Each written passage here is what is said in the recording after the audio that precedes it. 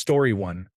There was a strong surge of nationalism in the immediate aftermath, and the lingering political resentment from the contentious 2000 election was forgotten for a while.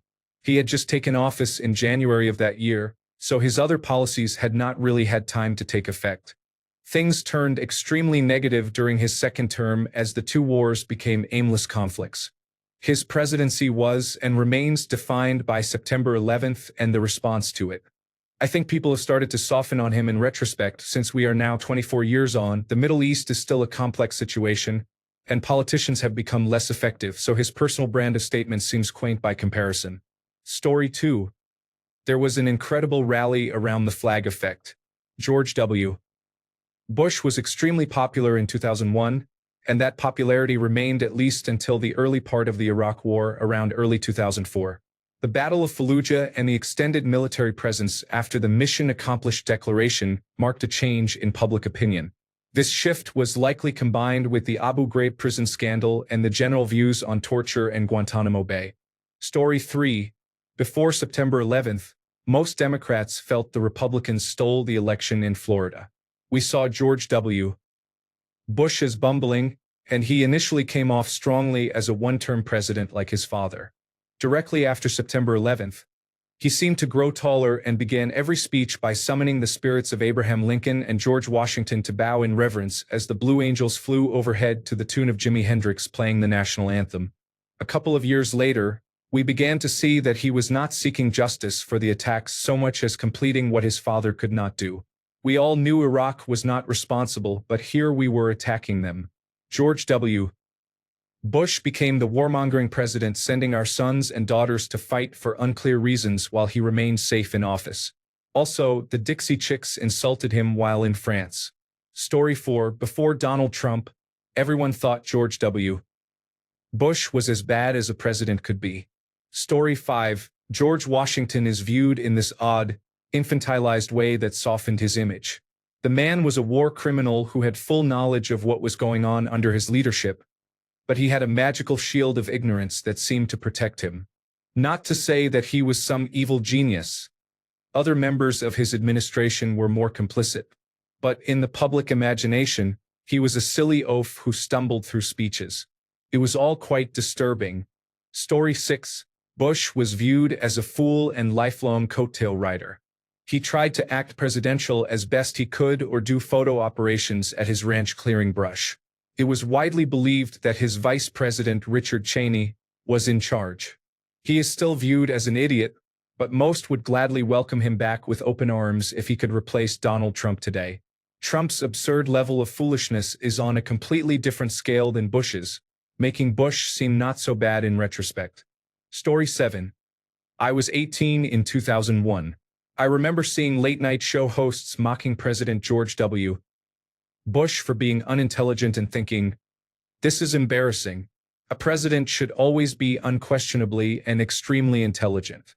Story 8. Before September 11th. Nepotism, but at least Dick Cheney is really in control and will not burn America to the ground. After September 11th, okay. After the Afghanistan invasion, doing better. After the Iraq invasion, imbecile. After the 2008 financial crisis, was Howard Dean screaming really that bad? Now, it is a good thing Michelle likes him. Story 9. In the immediate aftermath of September 11th, President George W. Bush effectively rallied and unified the nation. He was calm, strong, and decisive. President Bush did not cast blame internally on why the attacks happened. Instead, he focused the nation on Osama bin Laden and al-Qaeda. His approval ratings were 80 to 90% during the 4 months after the tragic event. All of the goodwill President Bush had during those 4 months evaporated after he invaded Iraq in 2003. This decision is a real stain on his time in office and overshadows how the country felt about him right after September 11th. In my honest opinion, if a September 11-like attack happened today, I have little doubt that former President Donald Trump's first move would be to point his finger at President Joe Biden and the Democratic Party. He would do the opposite of President Bush by blaming and further dividing the country. Former President Trump, as he often does, would politicize the event and try to shift blame away from himself. Story 10. If we limit judging presidents by who they appoint, George W. Bush was pretty bad. Donald Rumsfeld was a poor Secretary of Defense, John Ashcroft was ineffective, George Tenet was ineffective, and Colin Powell compromised his integrity with the anthrax incident at the United Nations. He attempted to appoint Harriet Miers to the Supreme Court, but at that time the Republican Party had actual values and stopped it. He did improve by the end, appointing Robert Gates after Rumsfeld and Michael Hayden after Tenet. Story 11. I, for one, have not softened on anything he did. He and Donald Rumsfeld will rot in hell for their actions. Story 12. Recall that he lost the popular vote in 2000, and his ultimate installation as president was incredibly controversial. The Supreme Court basically ended efforts to find out what had actually happened and declared him the winner. He was a terrible governor of Texas, and most of us despaired for our country because we had gotten such an unqualified person as president. That seems quaint now, since we recently elected someone with serious criminal allegations. I was not one of those who supported Bush after the September 11th attacks. It became clear quickly that the success of the attack was partly due to his incompetence, as Richard Clarke explained in his book and interviews. Aside from September 11th, Bush took the Clinton budget surplus as a reason to cut taxes for the wealthy. Those tax cuts, along with Bush's military actions in Afghanistan and Iraq, generated most of our current debt. Story 13. George W. Bush started a false war in another country. Donald Trump started a false conflict in the United States. Story 14. Before September 11th, stole an election and was not up to the job. After September 11th, as above, plus, used a terror attack as a pretext for an illegal war and to roll back democracy. The consequences are now becoming apparent. Story 15. Remember how the entire world came together in the movie Independence Day? It briefly felt like that. Story 16. 45 years old here. George W. Bush was always a lying shill puppet for his handlers and always will be. He should be tried along with every other living president for war crimes and crimes against humanity. Story 17. He was responsible for killing 1 million Iraqis and Afghans. He is a war criminal. Story 18. He looked inept and manipulable. The video of him being told the news while reading to elementary kids is instructive. It shows shock, yes, but also a blank slate. Cheney and his associates, however, knew exactly what they wanted to do with the crisis. The best. George W. Bush was a fool in the lead-up to the resulting fabricated wars, which were linked to the September 11th attacks by the flimsiest of narratives. At worst, he was a partially informed person who accepted the darker design of the cabinet members he empowered. Since then, it has really been Barack Obama who rehabilitated his image. When deprived of the most powerful office in the land, it seems George W. Bush might not be a bad human being, but as a leader, then now and forever may we remember the crimes he and his henchmen committed. Story 19. This thread title made me feel old. I was in college in 2001. In the days after September 11th, I have never seen this country completely united as we were in the days and weeks after September 11th. People were hugging strangers and people were kind to each other. We cheered for the fire and police departments of New York and the rest of the United States. There was no left or right, just Americans. If you were not around or were too young to remember, that must sound absolutely crazy. I would hate to think what kind of event it would take to bring us together like that again, if it is even possible. Story 20. That level of deception and lying was horrendous but pales in comparison to what we are going through now. Also, without the Patriot Act's surveillance oppression, it would probably be more difficult to enact what they are trying now. So you can thank President George W. Bush and Vice President Richard Cheney for that. Story 21. People were largely aware he stole the election in Florida, but the September 11th attacks made him into the commander-in-chief. The thousands of dead made him into America's saint. He was and is still an idiot and, at best, a malignant stooge for the military-industrial complex, and at worst, a narcissist with unresolved issues who wanted his very own Middle East war like his father. He is a war criminal, and any whitewashing of his image in contrast to our current administration fails to acknowledge that. Two administrations can be monsters. George W. Bush was not better than Donald Trump. He was a different monster, and he has an ocean of blood on his hands. Story 22. The year following the September 11th attacks was the only time in my life when criticizing the president was considered taboo on both sides. I remember Rosie O'Donnell gushing about him on The View. Story 23. He lied, was deceived by his vice president, and was generally incompetent. But now he paints much more. Story 24. It set the course for George W. Bush to become the worst president of my lifetime. He initiated the illegal invasion of Iraq, squandered President Clinton's massive deficit reduction, permitted the financial crisis, and then oversaw the recession. Story 25. There was a lot of, if you don't agree with him, you're a traitor sentiment from large parts of the United States. I was the unfortunate victim of police corruption as a child, and the entire United States believed police are the true superheroes, and anyone who said differently risked being crushed. This was before YouTube and camera phones, so only a small group on the internet talked about police abuses and brutality. It was heartening when people began to understand after Trayvon Martin that police and the justice system were not what they seemed. A notable change that few understand is how country music evolved. Before September 11th, 2001, country music was about lost love, life, and conflict in rural America. In the 1990s, there was even the Shania Twain movement promoting empowered women and feminism in country music. September 11th, 2001, marked a shift to themes like Ford F-150 trucks, guns, blonde hair, cowboy boots, and American flag bikinis.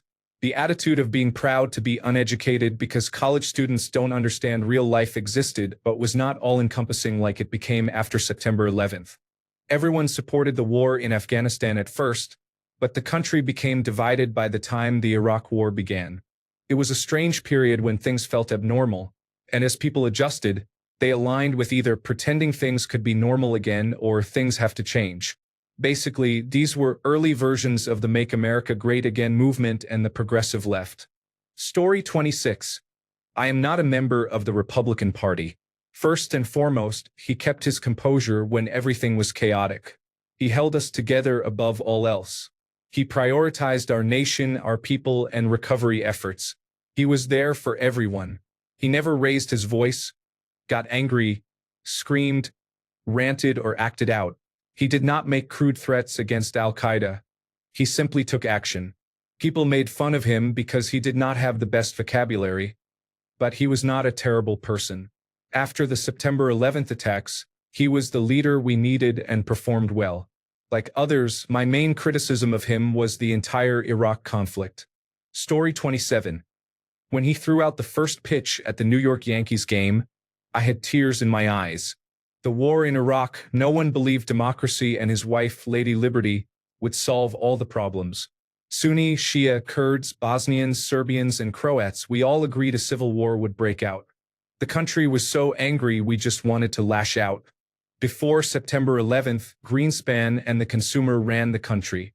If September 11th had not happened, he would have been a one-term president. Story 28. That seems to be when the political divisions started to become extreme, especially with the major news channels. In the beginning, if you did not agree with President Bush, you were considered anti-American or a terrorist sympathizer. By the end of his 8 years, few people openly expressed support for him. Story 29. I thought he was just as much of a fool after as he was before, so my sentiment toward him did not change. He was a terrible president from any perspective. Story 30. He received numerous warnings about Al-Qaeda but did not take any action. He was on vacation in August 2001 when he received a briefing titled, Bin Laden Determined to Strike in the United States. He said, "All right, you covered your ass," and remained on vacation. Story 31. There was a level of nepotism before September 11th, that he was handed the presidency and that Cheney was really running the show. Then it shifted to starting a war in the Middle East with a country that didn't attack us. For a brief moment we had the whole world behind us, and we squandered it by torturing prisoners, profiling Muslims, and basically giving in to the anger and hate that September 11th caused. Everyone was rooting for us until they saw us committing war. Crimes on the nightly news. There was an unabashed sense of "this is what happens when you mess with us" that showed how willing we were to kill innocent people, use double-tap drone strikes so that the second bomb kills anyone who comes to help, and betray any law or international treaty to get revenge. We saw journalists turn to pink mist by a helicopter machine gun not because of some leak but because the military wanted to show how professional and thorough our officers are. Compared to now we're at war with ourselves. The conflict has turned inward. Even after all the war crimes, President George W. Bush was still, I hate to say charming because I disliked him at the time, but he was charming. Watch the video of him dodging shoes or the "watch this drive" quote. In comparison to Donald J. Trump, who is eloquent in his bumbling, idiotic way, Trump, by comparison, is the worst of humanity, scraped up off the floor and dredged from the bottom of a sewer, stuffed into a meat sack roughly in the shape of a man. Not just a bully, but a dim-witted, narcissistic, power-mad cartoon. Villain. Yes, he is a racist, a fascist, a bigot, a rapist, a felon, a traitor, and an insurrectionist who tried to overthrow an election with his tiny hands, and a pederast who probably tried to abuse his own daughter and definitely abused a child that Jeffrey Epstein had on staff who resembled his daughter. He regularly soils himself and wanders through life with no thought to the future or other people. But somehow even the sum of those things is dwarfed by the magnitude of this man's abject lack of humanity. He is a giant toddler who has never been told no and represents the absence of love and empathy. I had a philosophy professor who would pose questions about whether something is good or bad by universalizing it. For example, is lying bad?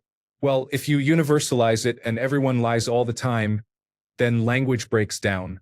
Communication stops, and we no longer have a shared reality because when others try to describe it from their point of view, they are lying. There is no longer common ground for discussion. All trust is lost, and you can no longer trust anyone but the words inside your own head. Somehow this man, a toxic and dangerous figure, has broken language and universalized lying. He has used that to drag this country down to his level where he is most comfortable, where it is socially acceptable to be a white nationalist bigot who brutalizes anyone, any law, or any country that gets in their way, and where might makes right with no fear of reprisals.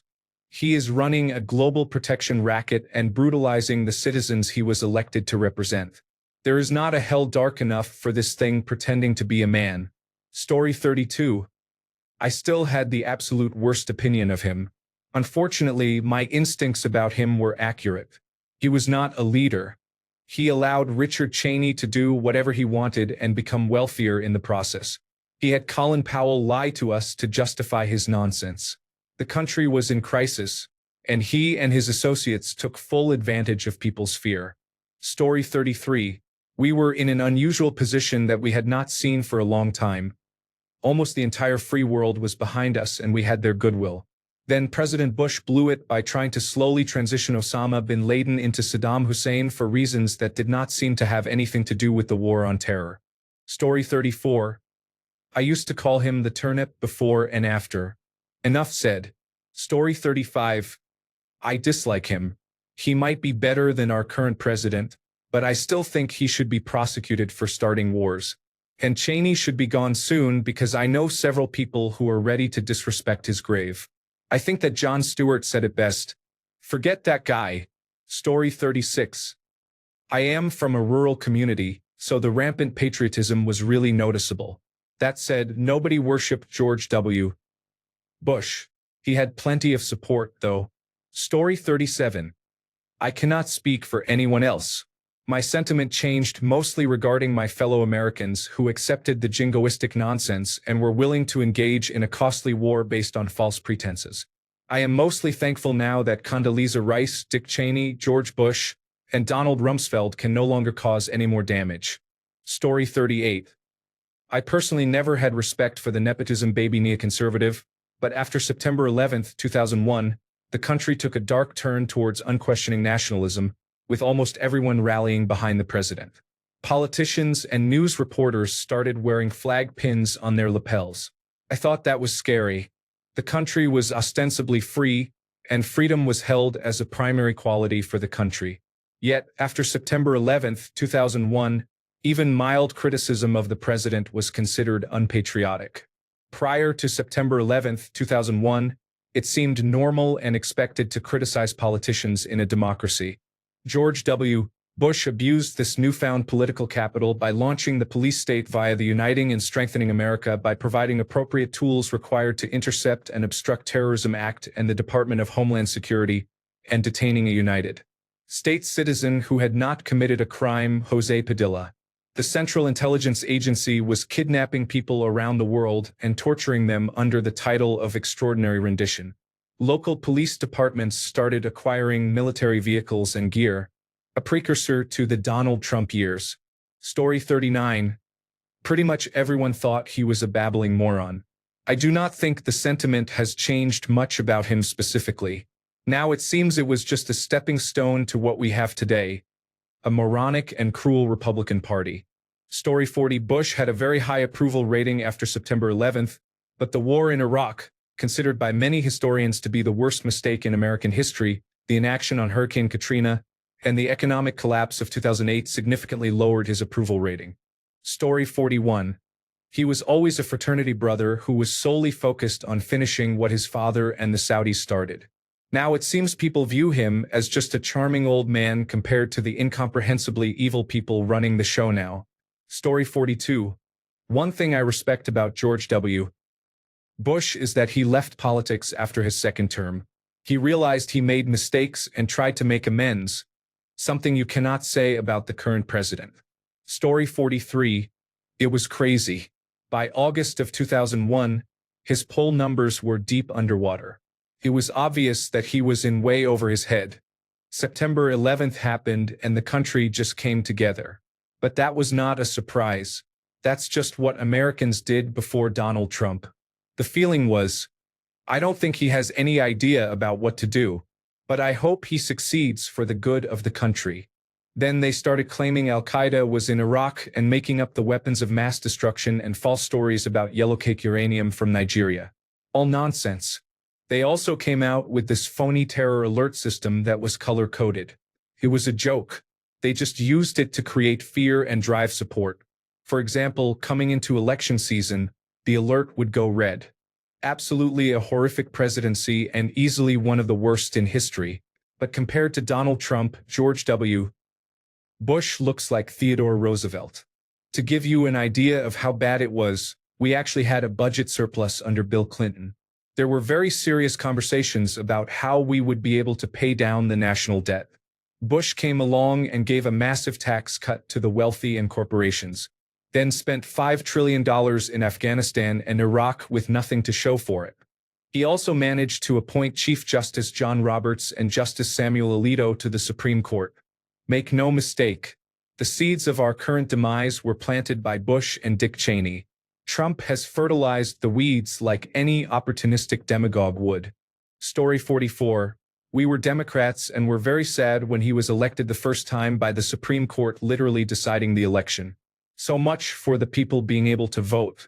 Then we had to deal with their unbelievably poor handling of intelligence, such as the warning about bin Laden planning to attack the United States using planes, which went ignored, followed by the massive lie about weapons of mass destruction.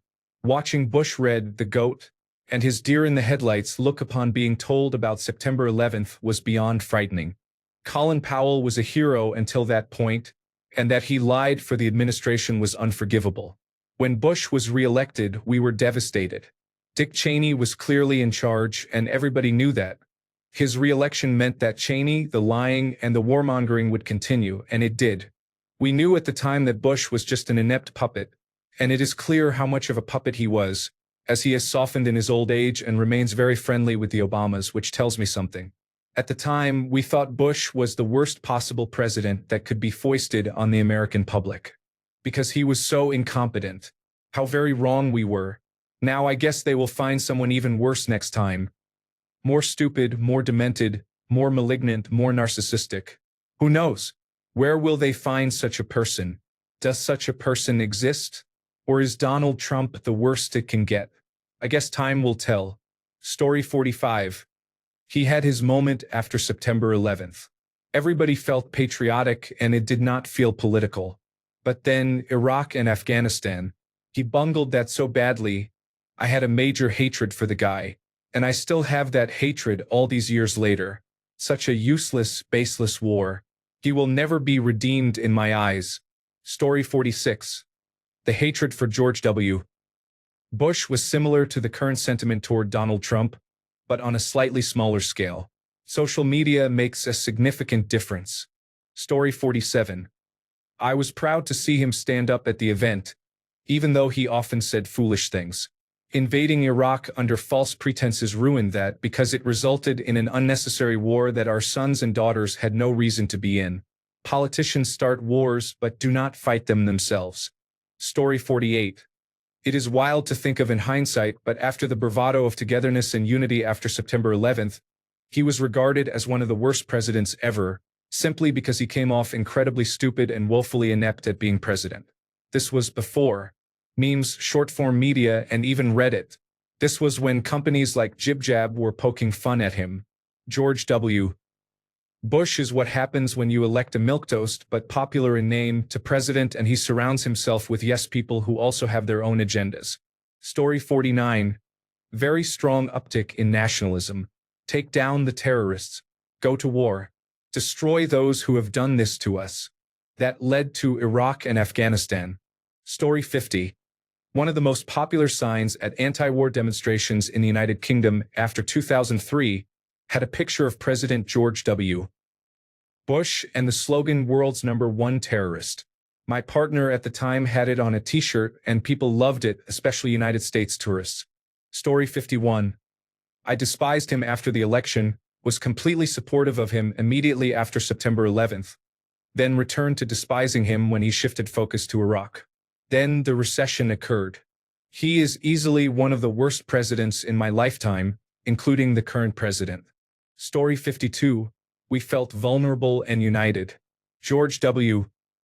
Bush was deceived by the arms industry, Dick Cheney, and Israel. He invaded the wrong country and accomplished nothing. Story 53. Everyone supported him and he was quite popular and likable because he was taking the situation seriously, until it became clear sometime later that Iraqi weapons of mass destruction were a pretense and a lie. After that, I felt betrayed, insulted, and manipulated. That was some years later, though. This time, there is no pretense. There never was any emergency to justify any of these actions. It is all made up from the beginning. The only people who believe in the justifications are those inside the right-wing media bubble. The difference now is that in 2001 there was only one media ecosystem and everyone participated in it. Today we have multiple media bubbles, and our realities are diverging faster and faster. Story 54. We had not yet realized we had been deceived to the extent that we had. Perfect hindsight. Story 55. It was night and day. Shortly after the terrorist attacks on September 11, 2001, there was a massive rally around the flag and President George W. Bush's approval ratings skyrocketed. It was perhaps the last truly unifying moment in American history I can remember. A horrific tragedy had taken place, and everyone outside of New York and Washington, D.C., experienced it in the same way, playing out on live television. President Bush had this iconic moment of standing in front of the rubble at Ground Zero, rallying the American people with a megaphone. By the end of his presidency, he was the least popular president I have ever seen, even among members of his own party.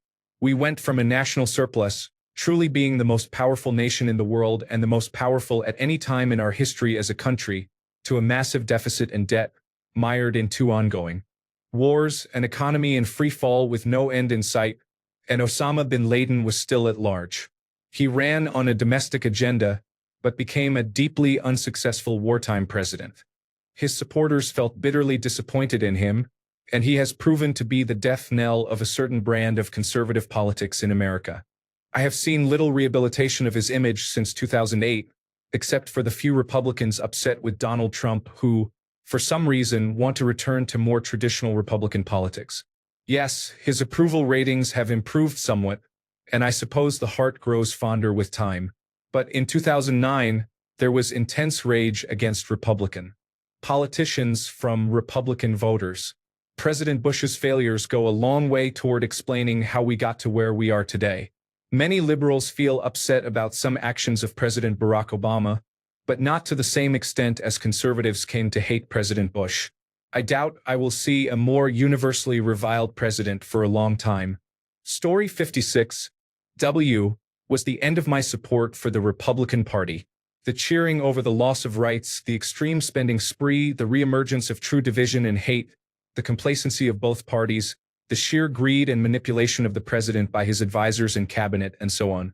Story 57. I remember being in my car when we were moving for graduate school and hearing the Senate agree to let the president go to war without congressional approval. Even the people who knew that was a bad idea had to vote for it so as not to be seen as terrorists. I had a sinking feeling that day. When Trump was elected in 2016, I immediately connected it to that moment and knew it was all over for America. Story 58. Back then, I thought he was a terrible person and not much has really changed. I was actually in the military when the September 11th attacks happened, and I was far less critical of him than I was of Richard Cheney and Donald Rumsfeld. Knowing now what I know about Cheney, I dislike him more than anyone from that period of American politics. However, George W. Bush really lost my support with the whole mission accomplished photo opportunity. Not only was him flying a jet onto an aircraft carrier ridiculous, but some of the worst combat I experienced occurred a year after that. Story 59. Bush talked a lot about starting wars when running for president, so many of us saw him as someone determined to send Americans to their deaths if elected. On the night that the Supreme Court ended counting of ballots and announced that he had been handed the presidency, my wife said, "We are going to war." He was not very wise, and everyone thought Dick Cheney was running the show. After the September 11th attacks, there was a massive boost to his popularity, and instantly everyone forgot his shortcomings. Some of the more progressive people understood that the attacks would be used to take away our rights and further entrench corporations into government. Unfortunately, most of the rest of the country turned off their brains and enthusiastically accepted fewer rights and less government accountability, and we have never regained those. Story 60. I was about 21 years old at the time. The night of September 10th was the one night in my life when a job kept me working into the early hours of the morning. There was a huge oil spill I had to help clean up, and when I got home in the early morning hours of September 11th, I couldn't sleep. I was flipping channels on the West Coast when the first live reports aired and saw the second plane hit live. I didn't sleep at all that night and was a zombie at work, but it didn't matter because no one got any work done that day. I initially thought President George W. Bush did a good job of responding to the September 11th attacks, bringing the country together. But that sentiment was quickly replaced by the drive to attack a country that had nothing to do with September 11th, Iraq. We had one brief period of mourning the loss and attacks together as a nation, then people let hatred and a thirst for revenge get the best of them. I saw people of Middle Eastern descent called terrorists and worse, and the media drove fear into people continuously. After President Bush led the United States into the Second Iraq War to finish the work his father started, I felt he was the worst president there had ever been. The only political shirt I ever owned had no Bush on the front, and I had a countdown sticker to his last day in office. Donald Trump makes President Bush look like Einstein and Jesus wrapped in one. Story 61. Admiration and respect for about a year, then acrimony and argument for the remainder. Personally, I am not a fan. Story 62. We were united as a country for one day, and then it became obvious how President George W. Bush would exploit our grief. He should be in prison for war crimes. Story 63. I was in college then. I think he was lied to and then lied to us to start a war, one against people who had nothing to do with September 11th. Then it got us into a mess, and I lost friends mentally. No weapons of mass destruction were ever found. That said, I would have a beer with him now. He does not seem like the worst guy. Story 64. At first, I felt like he was actually doing the compassionate conservative approach. He gave a tax rebate but did not just give a large sum of money to millionaires. He restricted stem cell research but did not ban it outright. I actually miss that kind of compromise. We have not seen it in American politics since then. After the September 11th attacks, his approval rating rose into the 90s. If you disagreed with him, you were accused of supporting the terrorists. Story 65. Everyone kind of supported him, but he squandered that goodwill. I did not like him, but although he advocated policies I disagreed with, he did so within the lines of the Constitution. That is the big difference between then and now. Barack Obama promised change. He delivered fancy words but did what members of the Democratic Party do: worry about the next election and temper their goals. Story 66. Then it was frustration and disappointment. Now I am in fear. Story 67. You either saw him as a complete fool or a complete fool and war criminal. Story 68. The thing about previous presidents like George Bush is that even if you did not like them, you could go about your day without constantly hearing about them. When the September 11th attacks happened, the country seemed to pull together. Now it is constant, non-stop news about Donald Trump and how he is dividing the country. Story 69. George W. Bush, in my opinion, was the least intelligent president we have had. I thought we would never have a president less intelligent than him, but Donald Trump proved me wrong. Story 70. He was the worst president ever. Now he is no longer the worst president. Story 71. I hated him after he stole the first election. The terrorist attacks on September 11th did not change that. My friends and I knew that he would use it as an excuse to invade Iraq, and it only took a year. I moved out of the United States, sadly temporarily, after he got reelected. I figured it could not get any worse than a war criminal and his fascist supporters being endorsed by the nation. I guess I was wrong. Story 72. Some of the people in Congress now make him look like a Mensa candidate with excellent speaking skills. Story 73. The man was awful then and now. Intellectually inflexible, spoiled, rich kid. The best thing he has done is keep his mouth shut and stay out of the limelight. Responsible for many deaths and wasted global goodwill. I honestly thought he would be our worst president, yet here we are. Story 74. Never liked him. Did not vote for him. He handled the events of September 11th, 2001, poorly and only got worse over time. He comes from a family involved in criminal activities. Story 75. I thought his re-election had to be the lowest point in politics ever. Boy, was I ever wrong. Story 76. Man, I protested the hell out of GBW, but the entire time I was confident that he was A, doing his best, B, acting with good intentions, and C, not a Russian spy. I thought his policies were foolish and that he was not very bright, but I would welcome him back with open arms. Let's also look at some of the platform he ran on, selected to make the point. Reducing dependence on foreign oil by investing in renewable energy. Massively increasing education spending and instituting educational standards to achieve incremental funding.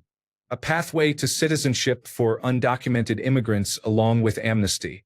Subsidizing healthcare costs, especially for chronic conditions. This is something you would never hear a Republican presidential candidate in 2025 support. Story 77. He had support, then invaded the wrong country. Everyone he lost, he still has lost today. Story 78. He always impressed me as someone who was socially promoted because he lacked normal intelligence. I never liked him. He was the most aggressive governor in Texas history. He showed a lack of national leadership during the early days after September 11th. It seemed like he was nervous about getting involved. He kept September 11th at a distance. Story 79. The country was never more united during those few years, at least in my lifetime. George W. Bush was not an unwise man. However, he took advice from the wrong people, unfortunately, including Dick Cheney. Story 80. I think Bush started out on a good course with much public support. We believed the camps in Afghanistan were a threat and sending in Navy, Sea, Air, and land teams was justified. But even more than that, he started pulling countries together to oppose terrorism, including many who were not our allies. This had the possibility of uniting a good portion of the world against the type of terrorism directed solely at the innocent. However, there were those in the Bush administration who were eyeing regime change in Iraq for many years, including Vice President Cheney, and once Bush started down that road, we lost support from many countries. The whole episode in Iraq is probably the worst foreign policy debacle in modern history. It weakened the United States, strengthened our enemies, especially Iran, and destabilized the entire Middle East. Now, we have a deeply divided country at a time when the post-World War II order is waning. We have a president who is alienating our allies and, from all appearances, has no plan forward for the United States. At the time of September 11th, I felt the United States, while still handling the situation poorly, was still strong and could weather the storm. Now I have much more doubt about our future. Story 81. He cheated his way into office. It is notable how Florida decided that election, the state where his brother was governor. After September 11th, he was considered a hero by many. I always thought that moment at the September 11th site that went viral when someone yelled to him, "I can't hear you," and he yelled back, "I hear you," was staged. I now consider him a war criminal and hope he and his administration face consequences for starting a false war. Story 82. The nation was in complete shock, and people were looking for leadership. He had the very famous speech with the microphone at Ground Zero, surrounded by emergency workers, and he delivered it very well. I remember being proud to be an American after that speech of his. Story 83. Approval by almost everyone. Delivered one of the best presidential speeches at Ground Zero and nailed the first pitch at Yankee Stadium. Showed compassion toward the victims and promised to take action. This lasted until November, then partisan politics returned and Dick Cheney, Donald Rumsfeld, and Paul Wolfowitz convinced him to go to war against Iraq. It was mostly downhill from there. Story 84. General surge of support which angered me at the time, but with the benefit of hindsight, it angers me even more. Story 85. He is no longer considered the worst president in United States history. Story 86. I really do not like Jr., but I cannot deny that he had love for America. Him holding the flag at the Olympics solidifies that. I cannot say the same for Donald Trump. Story 87. Bush was a Christian nationalist buffoon. He could not speak coherently and he was clearly out of his depth at the job. He perpetuated a lot of evil in the world, as many American presidents, even the good ones, do. He was part laughingstock, part friendly but dangerous idiot before September 11, 2001. However, the United States did not deserve to have civilian airlines hijacked and crashed into buildings. One could maybe argue the Pentagon as a legitimate military target given Al-Qaeda had declared war, insofar as anyone took them seriously to believe it, but the World Trade Center made no sense to people in the real world, and the hijacking of civil aviation is totally unacceptable even to people who hate the United States. So Bush was given a lot of latitude to bomb the Taliban and Al-Qaeda, as he should have done. The United States mostly treated the war as trying to support the Northern Alliance as the legitimate government of an occupied state. It was not perfect, but given the circumstances, you do not expect perfect. Anyone who would have been supported.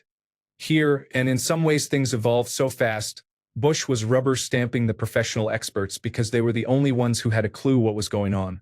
Not completely, he was too friendly with the Saudis and the United States had been a bit too friendly to the Taliban. But on the whole, the actions here were not completely crazy. The pivot to Iraq, though, depended on your media consumption. Low-information voters, basically Fox News viewers, thought Saddam Hussein supported Al-Qaeda, which he did not, and that invading Iraq made sense. They were willing to defer to the president if they did not know better. But a lot of people with sense knew better and knew invading Iraq made Bush and anyone who followed his illegal orders war criminals. 22 years later, all we can hope for is they face justice before they die of old age. The lead-up to Iraq laid bare that the United States was willing to lie, get caught lying, show no shame, and carry on as though they had been telling the truth. That was, even at the time, a strikingly dangerous precedent. Story 88. People who were perfectly rational one day became fearful Islamophobes the next. President George W. Bush jumped in to put us in a war against the wrong foe. Fear of the other became a tool used to gain control. It has been used consistently since. We banded together and showed the good side of our humanity to help people at a time of crisis. But we went on to ignore the first responders dying from the fumes they encountered. It brought out the best of many of us and the worst of those in power. Story 89. I hated George W. Bush then, and still do. After the September 11th attacks, his popularity was incredibly high, around 91% approval rating, because he was saying all the right things, showing empathy, and trying to rally everyone together against a common enemy. Nothing unites a country like being attacked and wanting to fight back. However, as far as I am concerned, the only good thing he did during his presidency was throw that perfect strike at the World Series in Yankee Stadium. That moment still gives me goosebumps when I watch it. Regardless, I strongly disapprove of his actions as president. Story 90. I never liked him, and after the September 11th attacks and the massive cover-up over it, he was truly evil. After Hurricane Katrina, he was even worse. People in this country need to wise up. The grand old party is pure evil. Never vote Republican. Story 91. I was a little under 8 years old when the September 11th attacks happened, so I was not old enough to fully grasp what was happening. However, looking at approval ratings, President George W. Bush's ratings were exceptionally high. To put it in perspective, Rudy Giuliani was predicted to lose his mayoral re-election, but after the attacks, he became known as America's mayor, despite being the same person he had always been. Story 92. George W. Bush seemed like a guy who ran for student body president on a dare and somehow won. He did not really want the job and was not really qualified for it, but he managed to get through it. I did not think much of him as a president and figured that history would not be very kind to him. However, I have seen a couple of interviews with him more recently, and he actually seems a lot more relaxed since he left office. He has a good sense of humor and has been a respectable former president. Given the current president who is smearing gold spray paint all over the White House, I expect that history may be much kinder to George W. Bush than I originally thought. His legacy will no longer be the least competent or worst president of the United States. He is not at the bottom of the list anymore by any stretch of the imagination. Story 93. We were all Americans for 6 months, and then people went back to being Democrats, conservatives, and fools. Story 94. The sentiment was that he was the most inept, ignorant, idiotic individual to sit in the Oval Office. Was Story 95. The lies he told killed hundreds of thousands of innocent Iraqi civilians. Moderate Americans rushed to forgive him because he is not Donald Trump. Story 96. There appeared to be a lot of support. At the time, people were traumatized. They needed a strong voice, someone on their side, and that was not a partisan need. I am very left of center and was then too, but I fully supported George W. Bush in those moments. I remember cheering with everyone when he stood on the rubble. Back then, I may have strongly disagreed with Republicans on every issue, but I understood that they wanted the best for their people and for the country. I still respected the office of the president. I would still have spoken up in support of the United States, despite who was in charge. Today, I am afraid, and I have zero respect for the office. I just hope the United States manages to make it past the next few years, but I fear irreparable harm is being done. I worry so much for my family who still remain in the United States. Story 97. Before September 11th, 2001, Bush was just a guy you'd want to have a beer with. On and shortly after September 11th, 2001, we mostly stood behind Bush. Then, Bush allowed Cheney to lead us into a permanent war, and many things went downhill quickly. He and Cheney became the most evil and twisted souls. Bush was considered by many in my generation to be the worst and least intelligent president in American history. Cheney was seen as the actual devil pulling the strings. None of us could imagine how it could get worse. Now, we have Trump. Compared to Trump, Bush again seems like that lovable guy you want to have a beer with. You almost forget all the war crimes Bush is guilty of. Almost. Thanks a bunch for sticking around till the end of the video. Remember to subscribe, and until next time, stay awesome and goodbye.